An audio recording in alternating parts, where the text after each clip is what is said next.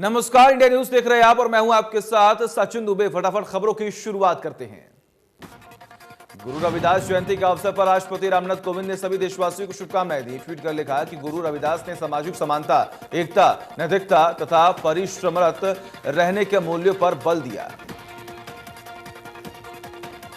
PM Narendra Modi पहले भारत खिलौना मेला का वर्चुअल उद्घाटन भी करेंगे। आत्मनिर्भर भारत अभियान में वोकल फॉर लोकल के तहत देश को खिलौना निर्माण का वैश्विक हब बनाने के मकसद से मेले का आयोजन भी किया जा रहा है।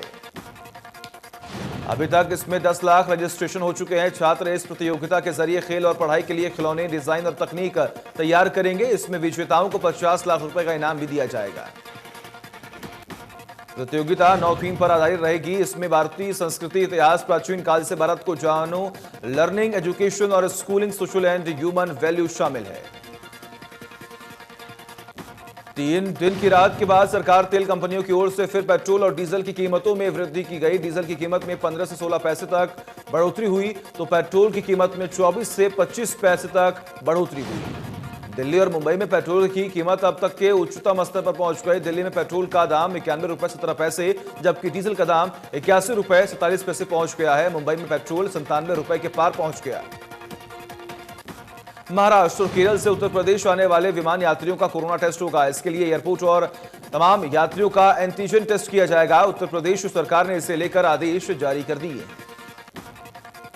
अतिरिक्त मुख्य सचिव ने बताया कि जो लोग पॉजिटिव पाए जाएंगे उन्हें होम आइसोलेशन में रखा जाएगा। उनके सैंपल लेकर आरटीपीसीआर जांच होनी चाहिए। अतिरिक्त मुख्य सचिव ने कहा कि आरटीपीसीआर टेस्ट में नेगेटिव पाए जाने वालों को 1 सप्ताह के लिए घर में क्वारंटाइन रहना चाहिए। रेल और बस मार्गों से आने वाले लोगों की निगरानी भी की जानी चाहिए। दिल्ली के प्रतापनगर में 1500 गज की फैक्ट्री में आग लग गई। सूचना पर फायर ब्रिगेड की करीब 16 गाड़ियां मौके पर पहुंची। फिलहाल आग लगने के कारणों का पता अभी तक नहीं चल पाया। बताया जा रहा है कि फैक्ट्री में अलग अलग हिस्सों में अलग अलग तरह के काम होते हैं। फैक्ट्री में कॉस्मेटिक, बच्चों के खिलौने बनाने, बैग बनाने के अलावा बाकी काम किए जाते हैं। आग लगने के दौरान इस जगह करीब 40 मजदूर थे जो वक्त रहते हुए बाहर आ गए। आग लगते ही फैक्ट्री में अफरा तफरी का माहौल बन गया और मजदूर किसी तरह अपनी जान बचाकर बाहर निकले। देश के 4 राज्यों और 1 केंद्र शासित प्रदेश के विधानसभा चुनाव की तारीखों का ऐलान हो गया। बंगाल में सबसे लंबा चुनाव होगा और ये 8 चरणों में होगा। असम में 3 चरणों में चुनाव होंगे। केरल और तमिलनाडु में 1 चरण में चुनाव होगा। बंगाल समेत सभी राज्यों में सभी सीटों के लिए वोटों की गिनती 2 मई को होगी। चुनाव आयोग ने कहा कि मतदान का समय 1 घंटा ज्यादा होगा। मुख्य चुनाव आयुक्त ने प्रेस कॉन्फ्रेंस कर कहा कि नामांकन की ऑनलाइन सुविधा होगी। सिक्योरिटी मनी ऑनलाइन जमा की जाएगी। चुनाव आयोग ने बताया कि कोरोना को देखते हुए सभी राज्यों में मतदान केंद्र बढ़ाए गए हैं। कोरोना को देखते हुए सभी चुनाव अधिकारियों का टीकाकरण भी किया जाएगा। सीएम ममता बनर्जी ने पश्चिम बंगाल में 8 चरणों में मतदान कराए जाने को लेकर सवाल खड़े किए। मुख्यमंत्री ममता बनर्जी ने कहा कि 8 चरणों में चुनाव कराने के लिए आखिर किसको लाभ मिलेगा। उन्होंने चुनाव आयोग की मंशा पर सवाल खड़े करते हुए कहा कि वे इस फैसले से किसको फायदा देना चाहते हैं।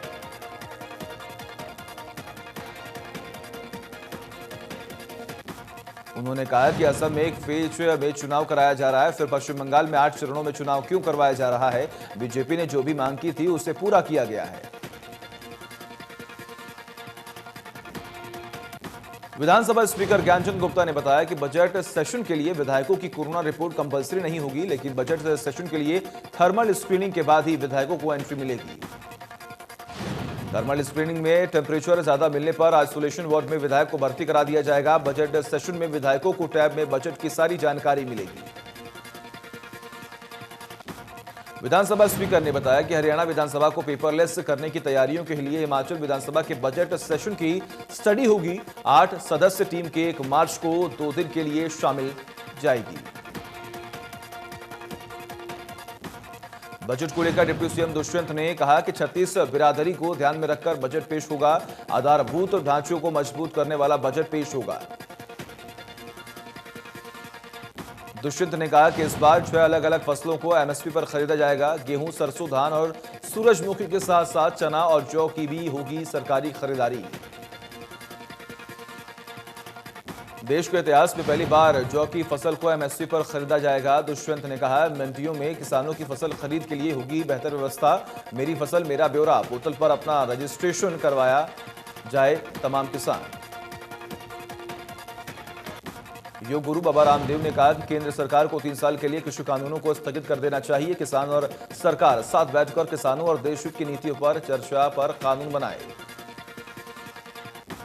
उन्होंने कहा कि वे सरकार के प्रवक्ता नहीं है और न ही वे खुद कॉन्ट्रैक्ट खेती करना चाहते हैं, लेकिन सुधार की जरूरत पर क्षेत्र में है। कृषि कानूनों को काला कहने पर बाबा रामदेव ने कहा कि कानून नहीं काला, सफेद आदमी की नीयत पर निर्भर करता है।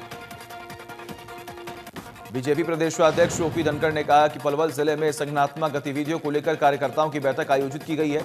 उन्होंने कहा कि आत्मनिर्भर भारत बजट से देश को एक नई दिशा मिलती है। देश का हर गांव आत्मनिर्भर हो, इस दिशा में कार्य किया जाएगा।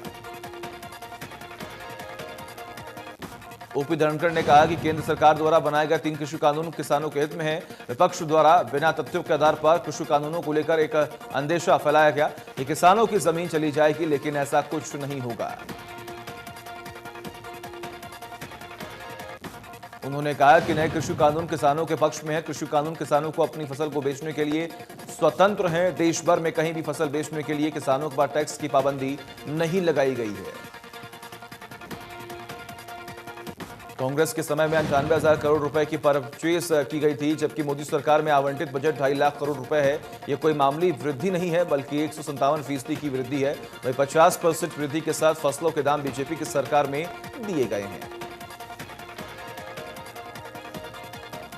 सोनीपत के सिंगू बॉर्डर पर एक युवा किसान की मौत हो गई। युवा किसान नवजोत खेती जट्टा पटियाला पंजाब का रहने वाला था और 22 फरवरी को आंदोलन में शामिल हुआ था। कैबिनेट मंत्री पंडित मूलचंद शर्मा ने कहा कि फरीदाबाद के लोगों को बड़ी राहत और बड़ी सौगात मिलने जा रही है। शहर में 10 हरियाणा रोडवेज की बसें सिटी बस सर्विस सेवा के तहत चलाई जाएंगी और जाम से भी निजात दिलाई जाएगी। मूलचंद शर्मा ने बताया कि जैसे ही लोगों की मांग होगी, उसके हिसाब से ही आगे भी बस और बढ़ा दिए जाएंगे। इसकी शुरुआत केंद्रीय राज्य मंत्री कृष्णपाल गुर्जर और फरीदाबाद के विधायकों की मौजूदगी में होगी। फरीदाबाद की आईएमटी में उद्योगपतियों की समस्याओं को लेकर HSIIDC के स्टेट ऑफिसर ने कहा कि आईएमटी में उद्योगपतियों को तमाम तरह की सुविधाएं दी जा रही हैं। 1800 करोड़ से ज्यादा में बसी आईएमटी में करीब 70% उद्योग लग चुके हैं। हरियाणा में बड़ा प्रशासनिक फेरबदल, 56 HCF अधिकारियों के तबादले और नियुक्ति। आईपीएस पंकज नैन को नियुक्ति किया गया खेलो इंडिया का OSD।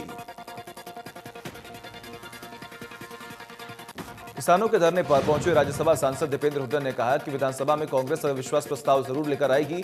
उन्होंने केंद्र सरकार पर भी हमला बोला। दीपेंद्र हुड्डा ने कहा कि 70 सालों में ऐसा आंदोलन नहीं देखा। संयम और शांति से आंदोलन को आगे बढ़ाए किसान। दीपेंद्र ने कहा कि फसलों को नष्ट नहीं करे किसान, क्योंकि इससे सरकार पर कोई असर नहीं पड़ने वाला। सरकार किसानों की और कितनी अग्नि परीक्षा लेगी। कोसली में करीब 1 साल पहले फायरिंग कर बाप बेटे से 3 लाख रुपए की नकदी छीनने के मामले में पुलिस ने आरोपित को रिमांड पर लिया। आरोपित दिल्ली के गांव लाजपुर का रहने वाला है। आरोपी पर पहले भी कई आपराधिक मामले दर्ज हैं। पुलिस ने बताया कि पीड़ित बैंक से 3 लाख रुपए निकलवा कर लाए थे। रास्ते में आरोपी ने उनसे बैग छीन लिया और विरोध करने पर फायरिंग कर दी। भिवानी में सीआईए की टीम को बड़ी कामयाबी मिली। संपत नेहरा और काला जठेड़ी गैंग ने शार्प शूटर को टीम ने गिरफ्तार किया। शूटर से ऑटोमेटिक हथियारों का बड़ा जखीरा बरामद किया गया।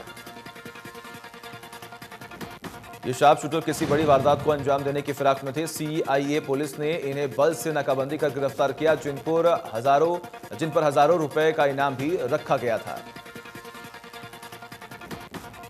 एसपी ने बताया कि राजस्थान में आरोपियों ने मिलकर गैंगवॉर में गैंगस्टर प्रदीप सोए 4 लोगों पर 70 राउंड फायरिंग कर उन्हें मौत के घाट उतार दिया था। नंगल चौधरी के निजामपुर रोड पर सड़क हादसा हो गया, जिसमें बोलेरो गाड़ी कई पलटे खाकर पलट गई। गाड़ी में सवार 4 लोग गंभीर रूप से घायल हो गए, जिनमें से एक ने मौके पर ही दम तोड़ दिया। मृतक सरपंच अपने साथियों के साथ निजामपुर की तरफ से घर लौट रहे थे। उसी समय लुचोता के पास हादसा हो गया। पुलिस ने मौके पर पहुंचकर शव को कब्जे में लिया और पोस्टमार्टम के लिए अस्पताल पहुंचाया। सिरसा में किसान इकट्ठा हुए और विरोध प्रदर्शन किया। किसानों ने बीजेपी जेजेपी नेताओं के खिलाफ नारेबाजी की और विरोध जाहिर किया। कहा कि नेताओं के कार्यक्रम का विरोध करेंगे। नरवाना के दरौदी गांव में किसान ने भी अपने 5 एकड़ की फसल में ट्रैक्टर चलाकर नष्ट कर दिया और कहा कि सिर्फ अपने खाने और पशुओं के चारे के लिए रखेंगे, बाकी सब पर धीरे धीरे ट्रैक्टर चला देंगे। किसान ने कहा कि प्रधानमंत्री नरेंद्र मोदी हमारी सुनवाई नहीं कर रहे, हम अपनी फसल ही नष्ट कर देंगे। मेरे पास 21 किले हैं, सब नष्ट कर दूंगा। नारनौल के गांव कोचुंदा निवासी 19 वर्षीय युवक के अपहरण मामले में नारनौल, गुरुग्राम और नूह की सीआईए पुलिस को कामयाबी मिली है। पुलिस ने अपहरणकर्ताओं से बच्चों को सकुशल छुड़वा लिया है। करनाल जेल से बाहर आई मजदूर अधिकार संगठन की नेता नौदीप कौर 12 जनवरी को गिरफ्तार किया गया था। नौदीप कौर को मनजिंदर सिंह सिरसा और तमाम परिवार सहित किसान भी पहुंचे थे करनाल जेल।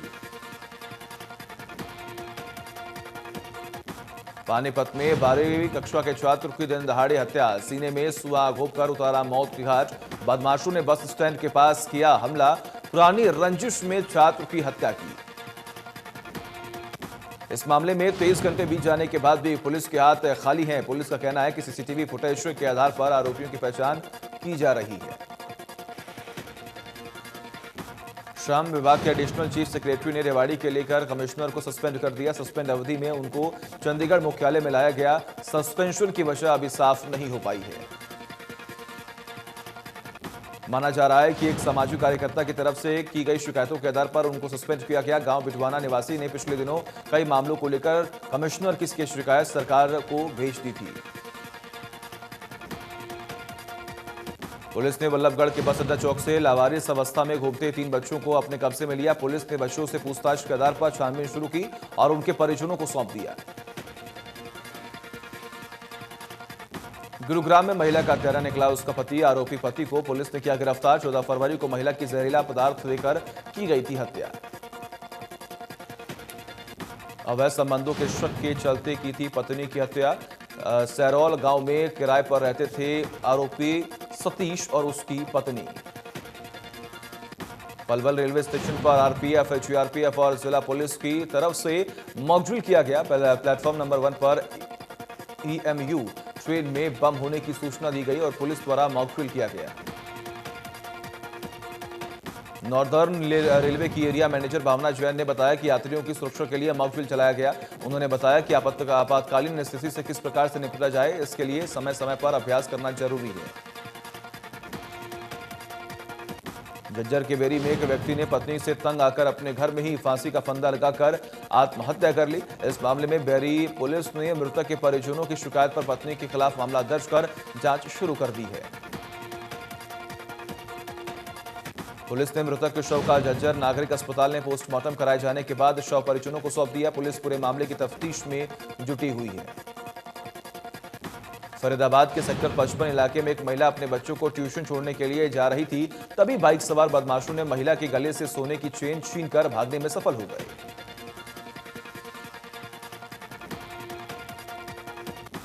वारदात के दौरान महिला ने शोर मचाया और जब लोग महिला की ओर आगे बढ़े तब तक लुटेरे भागने में सफल हो चुके थे। हालांकि पूरा मामला सीसीटीवी कैमरे में कैद हो गया। अब पुलिस सीसीटीवी फुटेज के आधार पर स्नैचरों की तलाश कर रही है। मोखरा गांव में सर छोटू राम की प्रतिमा को खंडित किया गया, जिस वजह से गांव में तनाव का माहौल है। तनाव को देखते हुए गांव में भारी पुलिस बल तैनात किया गया। इस घटना से लोगों में भारी रोष है। गांव के बुजुर्गों का यह कहना है कि किसी को 36 बिरादरी का भाईचारा खराब करने की साजिश को कामयाब नहीं होने दिया जाएगा। गांव के सरपंच की शिकायत पर पुलिस ने अज्ञात लोगों के खिलाफ मामला दर्ज कर लिया है। चरखी दादरी को लाटवा से पूर्व विधायक पवन सैनी ने बीजेपी कार्यकर्ताओं से कृषि कानूनों को लेकर किसानों को लेकर जागरूक किया और 3 कृषि कानून किसानों के हक में है। किसान की जमीन कोई नहीं छीन सकता, ऐसा बताया गया। जींद में संयुक्त किसान मोर्चा के आह्वान पर जिंद खटकड़ टोल पर किसान युवा दिवस मनाया गया। युवाओं ने प्रधानमंत्री और राष्ट्रपति के नाम खून से चिट्ठी लिखी है। किसानों ने चिट्ठी में तीनों कृषि कानूनों को वापस लेने और एमएसपी पर कानून बनाने की मांग की। टोक पर सैकड़ों की संख्या में किसान मौके पर मौजूद रहे। यमुनानगर में लघु सचिवालय पर अलग अलग विभागों के कर्मचारियों के साथ मिलकर धरना प्रदर्शन किया गया। सभी ने मिलकर सरकार के खिलाफ नारेबाजी करते हुए हरियाणा के मुख्यमंत्री के नाम ज्ञापन भी भेजा। उन्होंने सरकार को चेतावनी देते हुए समय रहते 21 सूत्रीय मांग पत्र को लागू करने की बात कही। प्रदर्शनकारियों ने कहा कि आने वाले समय में रणनीति बनाकर और बड़ा प्रदर्शन करने के लिए मजबूर होंगे। गुरुग्राम के किसी भी इलाके में अगर आगजनी की घटना होती है तो उस पर तुरंत काबू पाने के लिए अब फायर विभाग की तरफ से एक योजना तैयार की गई है। योजना के तहत गुरुग्राम के कुछ समय चौक चौराहों पर एम्बुलेंस की तर्ज पर अब दमकल विभाग की गाड़ियां भी खड़ी नजर आएंगी, जिससे किसी भी तरह की कोई सूचना आगजनी की आती है तो तुरंत उस पर काबू पा लिया जाए। गुरुग्राम में town and country planning department property माफियाओं के खिलाफ रिकवरी अभियान चलाएगा, जिसके तहत अवैध कॉलोनी काटने वाले या अवैध मकान बनाने वाले लोगों के खिलाफ अब कार्रवाई होगी। उसका खर्चा भी उन्हीं प्रॉपर्टी माफियाओं से ही वसूला जाएगा। यदि ये प्रॉपर्टी माफिया इस राशि को जमा नहीं कराते तो राजस्व विभाग के माध्यम से उनके घर या कार जैसे किसी भी तरह की संपत्ति को नीलाम कर इसी राशि की रिकवरी कर ली जाएगी। 15 महीने में town and country planning department ने प्रॉपर्टी माफियाओं को तकरीबन 15 लाख रुपए के रिकवरी नोटिस भेजे, लेकिन अभी तक ये राशि जमा नहीं हुई। अधिकारियों ने बताया कि 15 लाख की राशि केवल जेसीबी और पॉकलैंड का खर्चा है, जो कि अवैध निर्माण को तोड़ने के दौरान इस्तेमाल की जाती है। कृषि कानून रद्द कराने को लेकर जिस पिछले करीब 3 महीने से टुकड़ी बॉर्डर पर डटे किसानों में कुछ ने अब उनके परिचितों द्वारा ढूंढने के लिए साइन बोर्ड भी लगवा दिए हैं। जाखोदा बाईपास से टुकड़ी बॉर्डर पर तक करीब 12 किलोमीटर दायरे में दिल्ली हाईवे पर पंजाब के किसानों द्वारा लगवाए गए साइन बोर्ड पर उनके नाम और पते का बोर्ड दिखाई देगा। किसानों ने ऐसा इसलिए किया ताकि उन्हें सह ग्रामीणों या परिचितों को उन्हें ढूंढने में दिक्कत ना हो। हरियाणा लोक सेवा आयोग ने एससीएस की भर्ती के लिए विज्ञापन जारी किया है। 156 पदों के लिए जारी हुआ विज्ञापन 3 मार्च से ऑनलाइन आवेदन शुरू होगा और 2 अप्रैल आवेदन की अंतिम तारीख तय की गई है।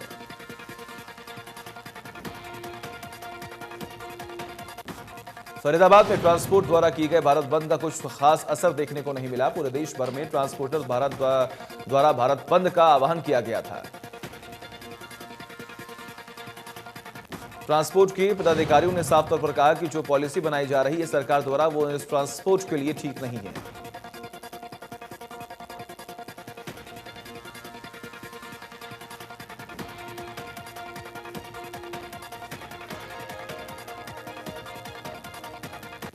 सोना में 45 वर्षीय व्यक्ति की संदिग्ध रूप में मौत हो गई। मानसिक रूप से परेशान था युवक। पुलिस मामले की तफ्तीश में जुटी।